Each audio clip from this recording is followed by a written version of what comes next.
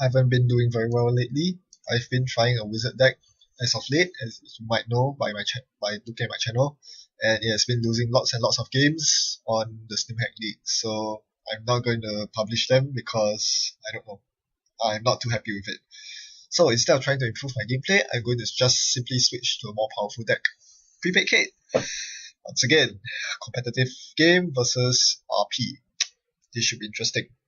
My opponent starts off with showing me his hand of a Tsurugi, Mental Health Clinic, Jackson Howard, Crypt, Toll Booth. My turn, of course I'll play the Lucky Find to get to a good credit lead.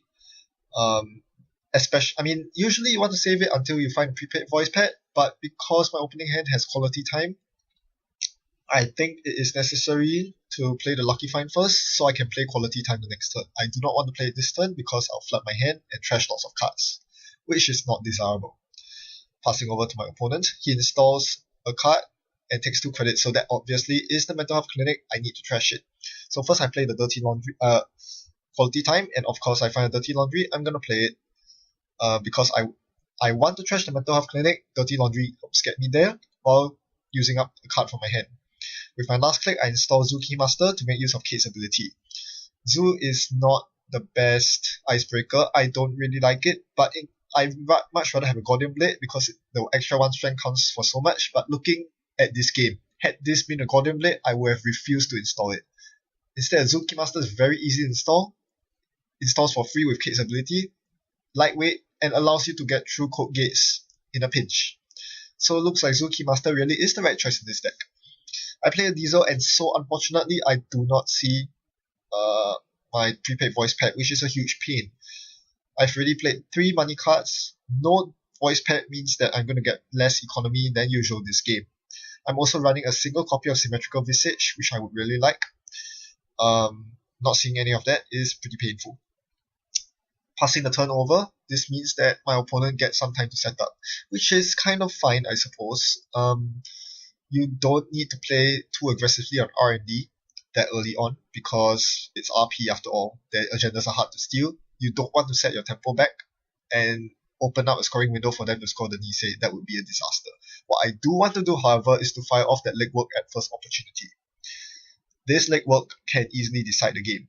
If I can snipe off a Nisei Mark II from his hand, I'm in good shape. Now, even though he Jackson drew last turn, you can it is reasonable to assume that there's at least 1 Nisei in his hand. What RP players like to do is to keep 1 copy of Nisei Mark II in their hand and trash all other agendas, which is a smart thing to do because the moment you find a scoring window, you score that Nisei. So as the runner, your job is to time your legworks very well such that you snipe the Nisei while they're having a go at it. So, passing the turn over, he still doesn't know that I'm gearing up for legwork. That is my priority, but now my priorities have changed. Now that he rests a Sundew, I need to go after that. And I have my entire Breaker Suite, so why not? So, first click, I'm going to run a server. I'm going to choose HQ here because his Celebrity Gift revealed the Toll Booth. I knew that the Toll Booth was on R&D, and I do not wish to incur the 3 credit tax. So instead I ran HQ. He resists the Lotus Field. I'm forced to break it because I want the Dirty Laundry to work through. I see a Tsurugi. Very well. Let's remember that. I'm up to 7 credits. Pretty reasonable. Let's try to trash the Sundew. As long as it costs 5 credits or less, I should be good to get the Sundew. I see an Enigma. That costs 3 credits to break, 2 to trash the Sundew. Worth it. You have to do this against RP. Always deny their money. RP is very money hungry. If you let them get a Sundew off, you're in big trouble. So with my last clicks, I draw, and then I play the Astrolabe. I would much rather have trashed the Jackson. However, with only 2 credits, I cannot threaten a Jackson trash. What I should have done in that scenario was to run the Jackson first before running the remote. But I did not know what sort of ice he was running. If he's running something like Ichi, I would be in a lot of trouble if I couldn't click through it. Hence, I had to run the Sundew first before the Jackson. And this means that I'm letting him get the Jackson on the board, which is bad news bears. I should not let him get free Jackson. Because that means he can power draw for his Caprice Niseis and more importantly, his economy. He is recovering very well. He finds his hedge fund. And I'm sure he'll find better ice as time goes by. Until now, I still haven't found my prepaid voice pad, so I was forced to play my second Lucky Find for only 6 credits. Again, he's not placing any pressure on me to run his servers at all. There's no reason to run R&D at this point.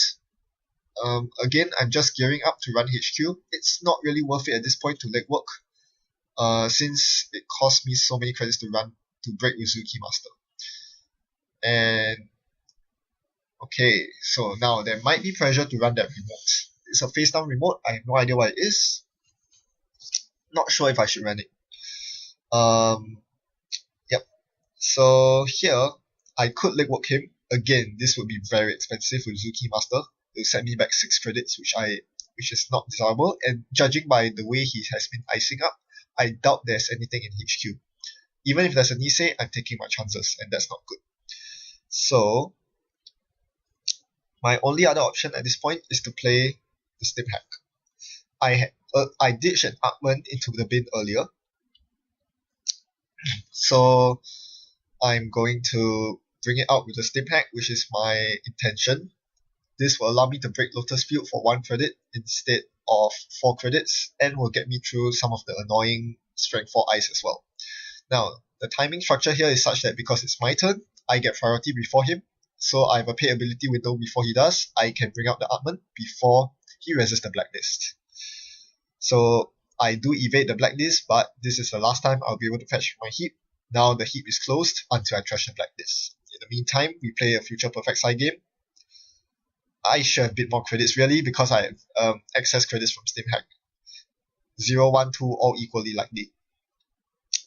Alright, so here I want to run his remote to trash the Blacklist, very important as prepaid Kate, and all I see is the Susano. Very bad news. Okay. The typical solution to Susano in Kate is an Artman 7. Unfortunately, I just brought out my Artman 4. So this is going to be a very tricky situation right here. My heap might be closed off forever, potentially. The good news is, I actually remembered to pack a Data Sucker in my deck, so it's not the end of the world. And he's completely broke right now. He's down to 1 credit from resing that Susano, so he opens up the room. Opens up opportunity for me to legwork him, hit the future perfect, but I once again lose the side game. The 1 in 2 side game, I bid 0, he bids 1. With my last click, I'm breaking through to trash the Sundew. The Sundew that was installed courtesy of Trick. So yeah, that was a very nice combo he did there. Susano redirects me to Archives, and I had to eat the subroutine of Trick, which meant that he got to reinstall the Sundew, and that sets me back 4 credits because I'm forced to run through the Enigma and trash it. So that was pretty painful for both of us. He had to spend lots of credits to keep me blacklisted, and I had to spend lots of credits to get rid of the Sundew. Now here is where I completely blow the game wide open for myself. He's on 2 credits, I index him. And this is another big benefit of not running R&D early on. So yeah, he has no money to rest anything, and I get a huge bounty here. Hades Fragment Nisei Mark II. Woo! 5 points. Indexing is good. Although Maker's Eye would have gotten me the same. So I'm just going to run 3 times from here on and score 5 points right off the top. Suddenly this looks very good. Very, very well in my favor. Denying him 2 squishy agendas and trashing 1 Caprice Nisei. Can't complain. The next 2 cards are Executive Bootcamp and Jackson Howard. No time to trash them, no money to trash them either. He reses Mental Health Clinic, alright. So now he can start recovering his economy. And it's only going to get better for him because he uses the EBC to tutor up the Sundew. So now I'm forced to trash the Sundew again. Well, I have to trash it. You cannot let the Sundew go off. So very luckily, my first draw results in a Dirty Laundry, which I immediately use. Once again, there's no prepaid voice pad, so the gain is marginal. But it's just enough for me to get through the Sundew server and trash the Sundew, leaving me with 3 credits. And I finally found my first prepaid voice pad. Yeah, mistake there. I should have installed the prepaid before playing the Dirty Laundry. I didn't plan that turn out well enough. And that's where the weakness of Enigma starts to show. Because I can always afford to run last click, it only cost me 2 credits to get through the Enigma instead of 3 credits. So here, once again, he installs and reses a Sundew. Absolutely annoying. In turns, just kills Kate. So I drew for my first click. I find my Visage, but there's no time to play it. I want to play my prepaid as well. Again, there's no time to play it. It cost me 4 credits to get through the Enigma server and trash the Sundew. So there is only one possible line of play here. Run HQ, bounce off, take a credit, run Sundew and trash it. It's not an ideal line of play at all, but I absolutely cannot risk him installing a new piece of ice over the remote and making it harder for me to trash a Sundew. That means that he can possibly run away with the game. Especially since now that he has used his interns, I need to make every effort to trash his Sundews. So there it goes. Now, I could have ran his R&D, but I was afraid of face checking into something like a Cortex lock or anything that he could res for cheap that would slow me down. Alright. So he does get his economy back on track with a celebrity gift. In the meantime, I spent my past turn just drawing up and finding a lucky find. Slowly drawing with Symmetrical Visage. I'm now just 1 credit short of playing the lucky find. I can play the prepaid voice pad, and I should play the prepaid voice pad before using lucky find. But here I just decided to play the lucky find right off, because if I stay on 0 to 2 credits for too long, I'm giving him the opportunity to just score a Nisei straight out of the Enigma server, because I can't even run there with so few credits. So I need to get to a healthy credit level first, even if that means lower efficiency, because I'm not taking advantage of the prepaid voice pad. Yeah, you always need to be able to threaten a decent credit level. So now I can resume my usual broadcast. The priority here is to get rid of the blacklist, because with blacklist on the board, I'm not able to Levi, I'm not able to recur parasites, I'm not able to recur dog tokens, and that will be crippling if this game goes on for too long. Cannot rely on the fact that I'm on match point. You never know when's the next time you see an agenda. So thankfully, he's also taking a lot of time to build up. He's struggling quite a lot right now. As you can tell, he's probably agenda flooded, but without a legwork and without access to my legwork in my heap, I can't use same voting. So here I run HQ, and I break through his server after he reses the Tsurugi. And he finally decides to res it against me, and I see an Enigma. Very well. No harm paying the credits for Mimic, because I'm just going to parasite his Tsurugi down anyway. It'll be gone in 2 turns. So yeah, he really wishes he has a mutate right now, huh? Anyway, he shows me Enigma, Future Perfect, Tollbooth, Cortex Lock. Cortex Lock is useless, but Tollbooth is something I need to watch out for. Meanwhile, I just continue drawing with Visage. Yeah, you kind of wish it was Proco, but if it were Proco, I wouldn't have been able to install it then, because remember I installed it when I was down in the dumps with 0 to 2 credits. I was hovering over that credit level while busy trashing his Sundews. I would never have found the time to install Proco. Whereas Visage only costs 2, the down payment is much less, and you get paid off immediately. So it's worse in the long run, but I think it's pretty good in a relatively fast meta. In the meantime, he does score an NAPD. I wasn't too concerned that it was a Nisei, because if it were a Nisei, he would have advanced it quickly. So yeah, he scores a marginal agenda, big deal. This gives me time to continue digging and finding that all-important data sucker. Finally found it. Now I can start loading up on sucker tokens. Once I reach 3, I'll be able to challenge the blacklist in the Susano server. 3 because I have an Armand 4 out. So now his priority right now is to keep me out of HQ, prevent me from loading up on sucker tokens. He's not that rich, only 11 credits. So that's something I'm going to abuse soon. So, first click, Visage Draw, second click, Run HQ. He shows me an ice I can break for free. That's very good. My initial install of Cerberus has paid off, allowing me to break that for free. Now I realize he's on 10 credits. And I know that his innermost piece of R&D ice is a Tollbooth. This is the perfect time to strike. I could run HQ again, and I usually would. But why run HQ when you can Maker's Eye on R&D and use your prepaid credits at the same time? It's worth it. So now with his 10 credits, he must decide which ice to res. He reses a pup.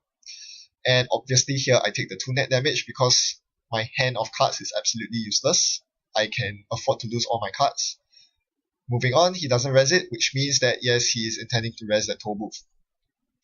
And I'm completely prepared for that because with Sucker and Upman 4, it only cost me 4 credits to break. And I regain the Sucker token. And I get to see 3 cards, the first of which was the game-winning agenda. So that was a very hard-fought game. I had to spend a lot of time thinking through my turns, but it paid off in the end. I won the game in a handy fashion. Although, it must be noted that I got pretty lucky throughout the game, and it was by no means a walkover. If that NAPD was a Nisei, if he was fortunate enough to draw his Nisei quickly, the game could have been completely different. Also, if he drew his upgrades earlier, things would be different. The main reason why he couldn't rush out agendas as quickly as he would have liked is because he wasn't able to find his caprices and supposedly his ashes in time. And that was a huge boon for me. I got so many free turns where I could safely just slowly draw with Visage, gain credits, install prepaids during the mid-late game phase. Against most other RP decks, they won't allow you such a luxury of time. But I was fortunate enough to escape with that, and I didn't.